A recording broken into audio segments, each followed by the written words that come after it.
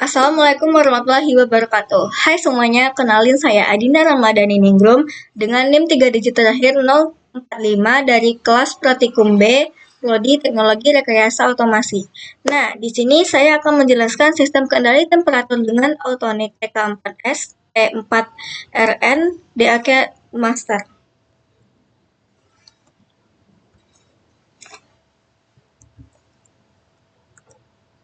Nah, untuk latar belakangnya itu sistem kendali temperatur merupakan suatu sistem otomatis yang berfungsi untuk menjaga suhu agar tetap berada pada nilai yang diinginkan atau set point dengan cara mengatur kerja elemen pemanas atau pendingin secara terkontrol.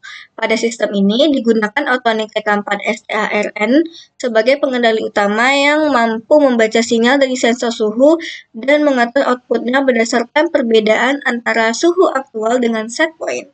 Menggunakan software DAQ Master sebagai antarmuka komputer memungkinkan proses pengendali dan pemantauan suhu dilakukan secara real-time, akurat, dan terekam secara digital. Kombinasi antara hardware, controller, dan sensor dengan software DAQ Master menghasilkan sistem yang efisien, stabil, serta mudah dianalisis, sehingga sangat cocok diterapkan pada sistem industri, penelitian, maupun praktikum pendidikan yang memerlukan pengaturan suhu presisi tinggi. Apa sih DAQ Master itu? DAQ Master adalah perangkat lunak atau software buatan Autonix yang berfungsi sebagai data question dan monitoring system, yaitu sistem untuk mengumpulkan, menampilkan, serta merekam data pengukuran dari berbagai alat ukur atau pengendali yang mendukung komunikasi digital seperti Autonix TK4S, T4RN. Melalui komunikasi serial RS485 dengan protokol Modbus RTU, DAQ Master memungkinkan komputer berinteraksi langsung dengan controller untuk membaca, mengatur, dan menganalisis data proses secara real-time.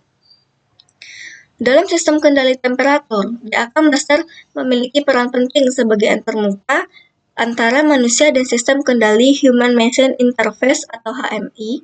Melalui software ini, pengguna dapat memantau nilai suhu aktual, set point, status output, dan parameter kontrol secara langsung dari layar komputer.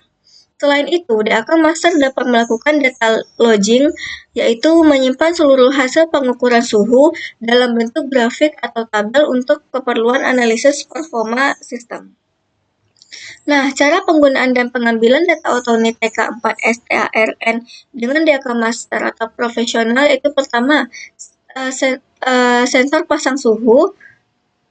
Pada titik pengukuran yang representatif, pastikan sambungan dan konfigurasi unit sensor pada TK4S sesuai. Pilih tipe thermocouple atau K or J atau PT100. Atur set point pada TK4S sesuai target, misal 50 derajat Celcius, dan pilih mode kendali yang diinginkan on atau off atau PID.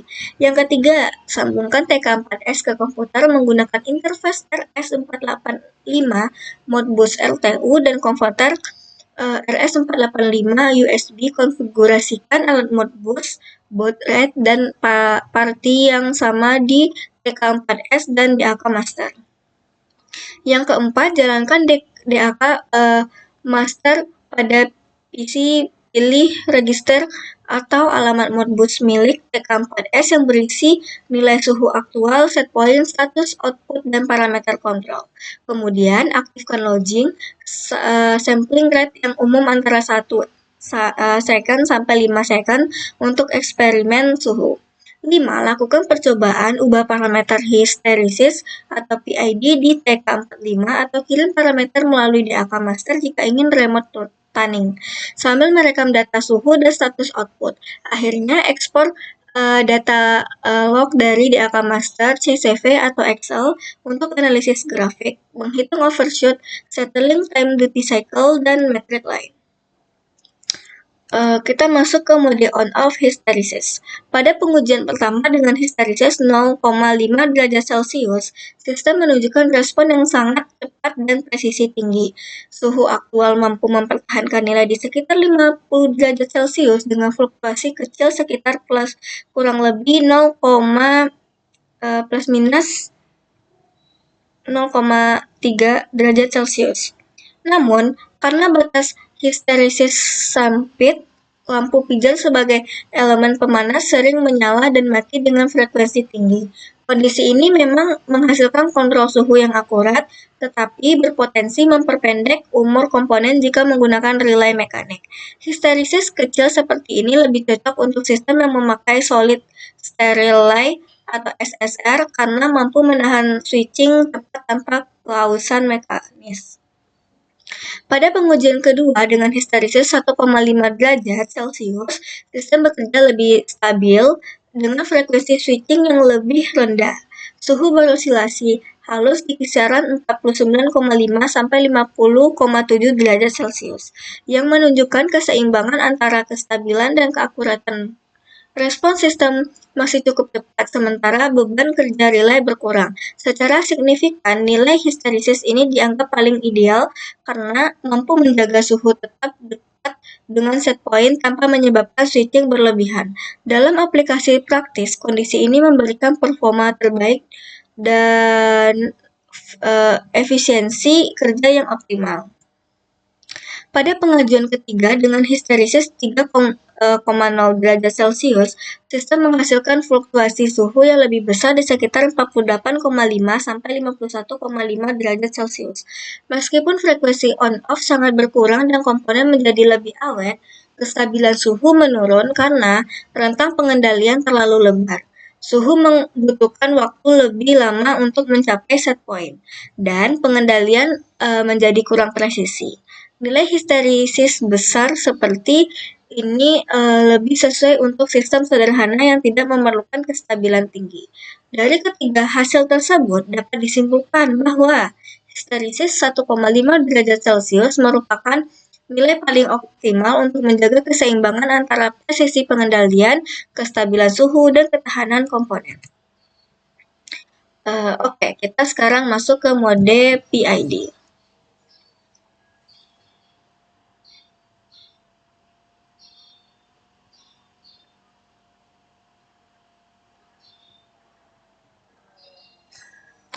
Pada percobaan variasi nilai P atau proporsional pada sistem kendali temperatur Actuanix TK4S T4RN, dilakukan beberapa pengujian untuk melihat pengaruh perubahan nilai P terhadap kestabilan suhu pada set point 50 derajat Celcius. Hasil pengamatan menunjukkan bahwa saat ini nilai P terlalu kecil, respon pemanasan berjalan lambat, dan sulit mencapai set point. Sedangkan nilai P terlalu besar menyebabkan suhu cepat naik namun terjadi overshoot dan fluktuasi sebelum stabil. Dari hasil percobaan, nilai P sama dengan 0,5 memberikan respon paling baik karena mampu mencapai suhu 50 derajat Celcius dengan cepat, overshoot kecil, dan stabil tanpa osilasi berlebihan.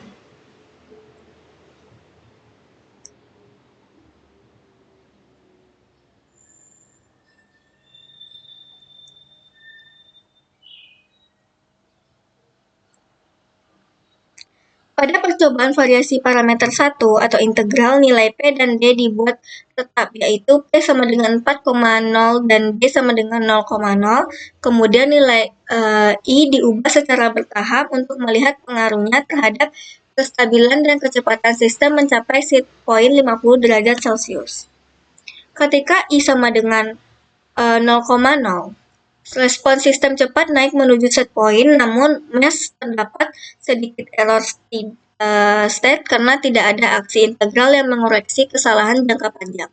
Saat nilai I dinaikkan menjadi 0,05, sistem mulai menunjukkan koreksi terhadap error sehingga suhu bisa lebih stabil mendekati set point. Tetapi muncul sedikit overshoot karena efek akumulasi integral. Ketika I ditingkatkan lagi menjadi 0,1 dan 0,2, sistem justru menjadi kurang stabil, terlihat adanya osilasi di sekitar set point dan waktu stabil yang lebih lama. Hal ini terjadi karena aksi integral yang terlalu besar membuat sistem terlalu sensitif terhadap kesalahan kecil. Dari hasil pengamatan tersebut dapat disimpulkan bahwa nilai I terbaik adalah 0,05. Karena pada nilai ini, sistem mampu mencapai set point dengan kesalahan kecil dan tanpa osilasi yang berlebihan sehingga memberikan keseimbangan antara kecepatan respon dan kestabilan sistem. Lanjut pada percobaan variasi parameter D atau derivatif, nilai P dan I dipertahankan tetap, yaitu P sama dengan 4,0 dan I sama dengan 0,05. Sedangkan nilai D diubah untuk melihat pengaruhnya terhadap respon sistem. Saat D sama dengan 0,0, sistem memiliki respon yang cepat dan mampu mencapai set point. Namun, masih terdapat sedikit overshoot ketika D dinaikkan menjadi 0,05.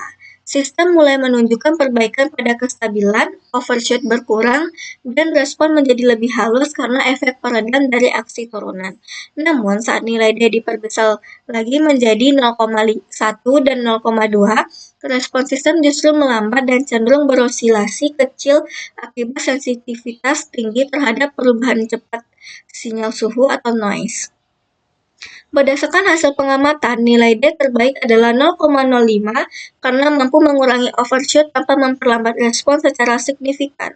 Kombinasi P sama dengan 4,0, I sama dengan 0,05, dan D sama dengan 0,05, menghasilkan sistem dengan respon paling seimbang antara kecepatan kestabilan dan ketepatan mencapai suhu set point 50 derajat Celcius. Sekian, terima kasih. Lanjut kita masuk ke simulasinya. Bye. Oke, langsung saja kita masuk ke simulasinya.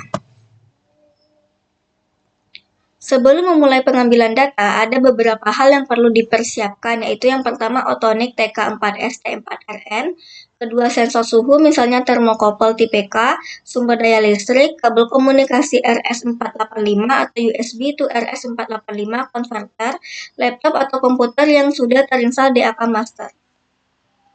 Langkah pertama adalah menghubungkan sensor suhu ke terminal input TK4S T4RN sesuai dengan tipe sensor yang digunakan. Pastikan polaritas sensor benar agar pembacaan suhu tidak error. Selanjutnya, hubungkan output relay dari controller ke beban, misalnya heater. Output ini akan bekerja dengan metode on-off atau PID tergantung pada kontrol yang digunakan. Kemudian, hubungkan controller ke komputer atau laptop menggunakan kabel komunikasi melalui konverter RS485 ke USB. Setelah itu, pastikan driver konverter sudah terdeteksi oleh komputer. Selanjutnya, kita masuk ke pengaturan awal pada Autonic TK4S T4RN. Setelah semua koneksi terpasang, langkah berikutnya adalah pengaturan parameter pada TK4S T4RN. Pertama, nyalakan alat dan masuk ke menu parameter dengan menekan tombol yang tersedia pada panel depan. Beberapa parameter penting yang perlu disesuaikan antara lain yang pertama itu adalah input type disesuaikan dengan jenis sensor suhu yang digunakan, set value atau SV atau suhu target misalnya 50 derajat Celcius. Yang ketiga, control mode, apakah menggunakan on, off, atau PID. Yang keempat itu communication address untuk keperluan komunikasi dengan DAK master. Pastikan juga boot rate dan parameter komunikasi pada controller sesuai dengan pengaturan yang akan digunakan di DAK master agar tidak terjadi kegagalan komunikasi. Selanjutnya kita akan masuk ke penggunaan software DAK Master. Setelah pengaturan pada controller selesai, langkah selanjutnya itu adalah membuka software DAK Master di laptop. Saat pertama kali dijalankan, DAK Master akan meminta kita untuk melakukan setting komunikasi. Di sini kita perlu memilih port COM yang sesuai dengan konverter baud rate yang sama dengan pengaturan di TK4S T4RN dan protokol komunikasi Autonic. Nah, ini adalah grafiknya dan jika pengaturan sudah benar, maka kontrol akan terdeteksi dan data suhu akan tampil secara real time di layar DAK Master.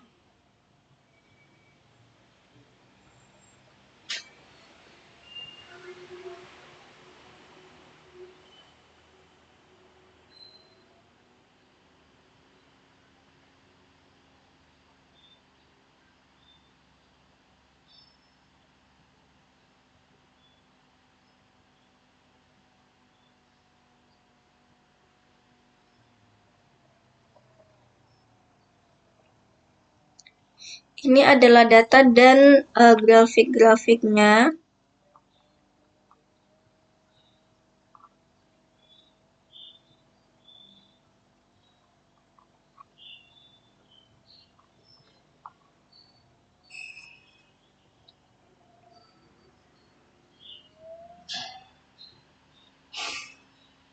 Ini adalah data-data untuk on-off.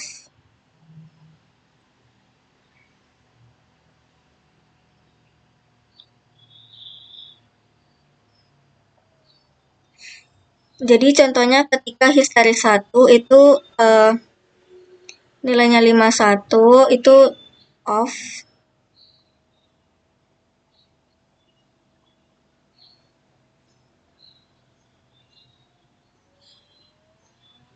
Dalam waktu 1 second suhu 32 lampu on.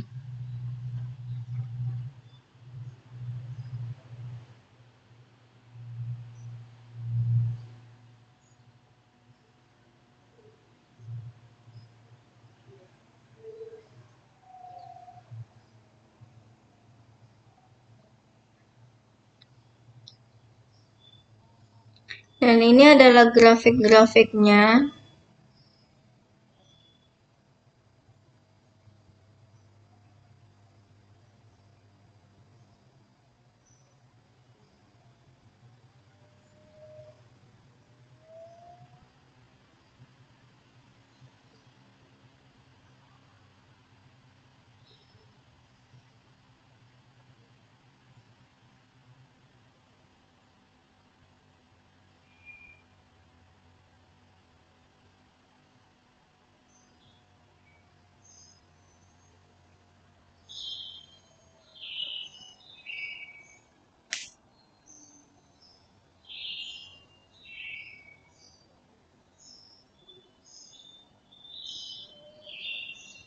Nah, setelah koneksi berhasil, kita dapat mulai proses pengambilan data suhu ini pada DAK master pilih menu monitoring atau data logging. Di sini kita bisa melihat nilai proses value atau suhu aktual, set value atau suhu target, status output, apakah heater sedang on atau off seperti tabel-tabel ini. Untuk pengambilan data, aktifkan fitur record atau logging data. DAK Master akan menyimpan data suhu secara berkala sesuai interval waktu yang ditentukan, misalnya setiap 1 detik. Data ini akan direkam dalam bentuk tabel dan dapat disimpan dalam format file tertentu seperti CSV sehingga bentuk diolah kembali. Lanjut, selain data numerik, DAK Master juga menyediakan tampilan grafik suhu terhadap waktu. Grafik ini sangat membantu untuk menganalisis respons sistem terhadap perubahan suhu, melihat kestabilan kontrol, membandingkan hasil percobaan dengan parameter yang berbeda. Ketika suhu mulai naik dari suhu awal menuju set point, grafik akan menunjukkan karakteristik respons sistem seperti waktu naik, osilasi, dan kestabilan.